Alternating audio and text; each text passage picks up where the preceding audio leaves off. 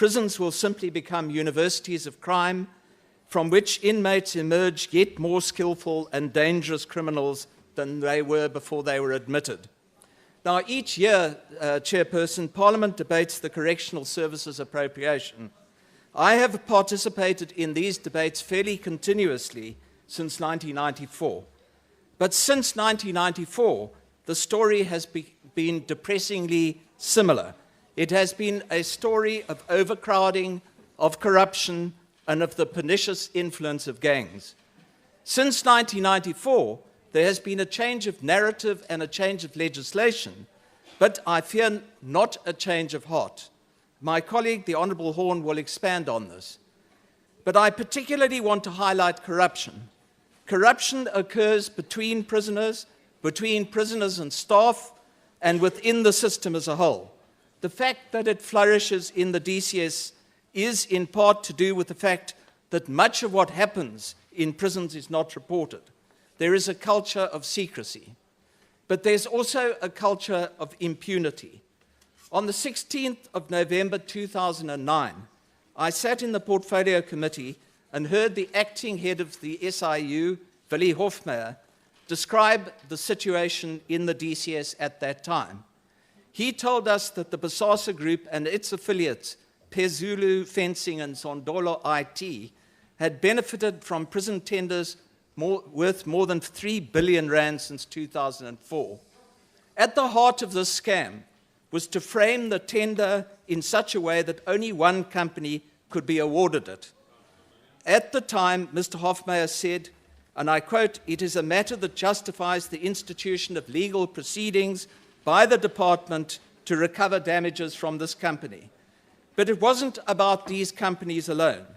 As recorded, the committee heard as follows, quote, "The general findings of the SIU in relation to these 4 tenders was that proper procurement processes were not followed by the DCS. This was aggravated by payments made to the CFO and the accounting officer at that time that these tenders were being awarded to this company and its affiliates. In respect to the food contract, the report recommended that the National Director of Public Prosecutions considers instituting criminal proceedings against Gillingham, Commissioner Matee, Sondolo, Bosasa, and their office bearers. While in respect of the fencing contract, the SIU recommended that the NDPP considers instituting criminal proceedings against Gillingham, Commissioner Matee, Pezulu, Bosasa, and their office bearers. This SIU report and the allegations that the CFO, Patrick Gillingham, was paid 2.1 million rands in bribes, and that the then accounting officer, Linda Matee, was given a house, were then referred to the NPA to prepare a criminal prosecution. 7 years later, no criminal prosecution has occurred, no legal action was instituted to recover the money owed from Bosasa, despite what Mr. Hofmeyer said. And since he's here, maybe Advocate Abrams can explain why that isn't the case. Instead, Bosasa continues to provide food in many correctional centres, and Linda Matee was recently appointed the Executive Director of Safety and Security in the Nelson Mandela Metropole. You see, corruption flourishes where there is a culture of impunity. Now the SIU has been called in again to the department, this time to investigate the allegations of irregularities in the procurement of the electronic monitoring system. These irregularities apparently include alleged interference in the bidding process by Ms. Jolingana, at that time the acting National Commissioner. But these events took place early in 2014, and it has taken until now to bring in the SIU. And more recently, there are serious questions that have been raised about the award of a contract to SA Fence and Gate to do much the same work that Pezulu had undertaken a few years ago.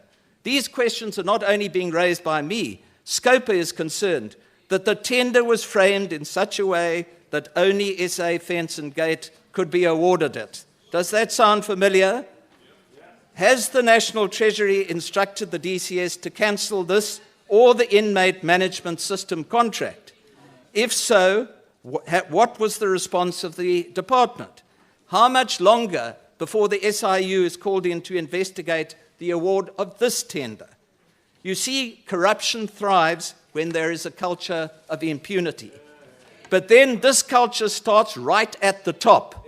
It starts when there is a president that ducks and dives and uses every delaying trick in the book and squanders state resources in avoiding answering to the 783 criminal charges of corruption, fraud, money laundering and racketeering with which he has been indicted and which have now, by order of court, been reinstated.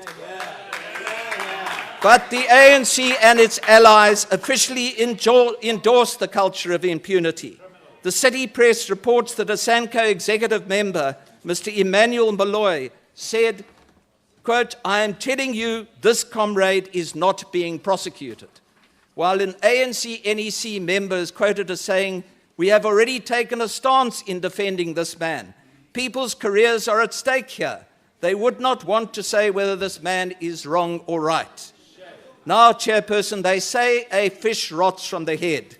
There is plenty that is corrupt in the state of correctional services, but they are allowed to get away with it because of the appalling example set by President Zuma and by the gutless way in which the ANC defends it.